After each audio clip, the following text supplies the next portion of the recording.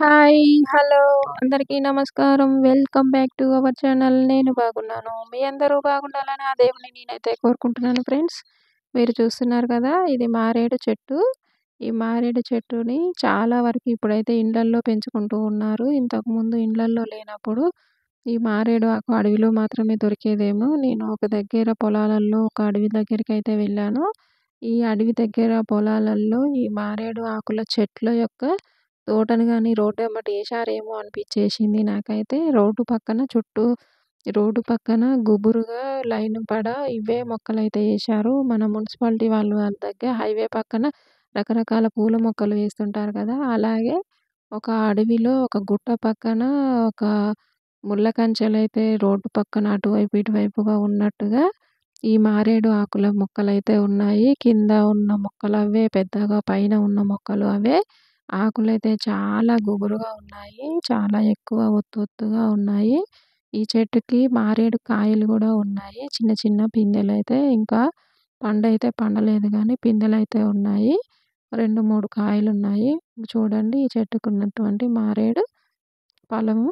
అది గాక ఇంకో చెట్టుకి గూడా మారేడు ఫలమైతే ఉన్నది.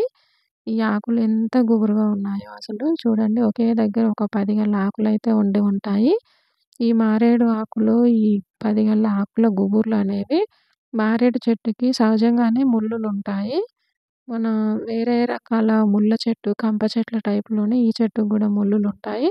ఆ ముల్లుల మధ్యలోన ఆకులుంటాయి. చాలా వరకు ఒక చెట్టుకి ఒక ముల్లుల మధ్యలో ఒక్క ఆకు మాత్రమే ఉంటే, ఈ చెట్టుకు మాత్రం ఓ 2 ఈ ముల్లులు ఇటువైపు, ఇటువైపు ఇలా వి ఆకారంలో ఒక ముల్లులుంటాయి. ఆ ముల్లుల మధ్యలోన ఆకులు గుబురుగా ఒక 5, 6, 10 గల ఆకులైతే ఒకే దగ్గరైతే ఉంటాయి.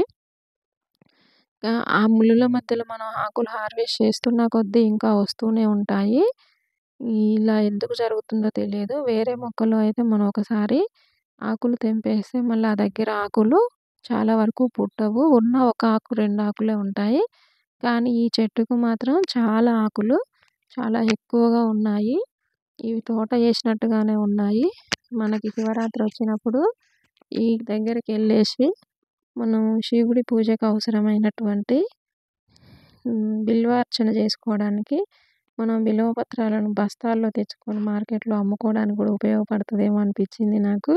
మన వినాయక చవితి పండగప్పుడు వినాయకుడి కోసం అలాగే తెస్తూ ఉంటారు. ఎలగ పండ్లు, గరికపూసలు, వినాయకుడికి ఇష్టమైనటువంటి అన్ని రకాలవి మన నేచురల్‌గా 21 పత్రాలుంటాయి గదా! తులసాకులు, రేగాకులు ఇలా అన్నీ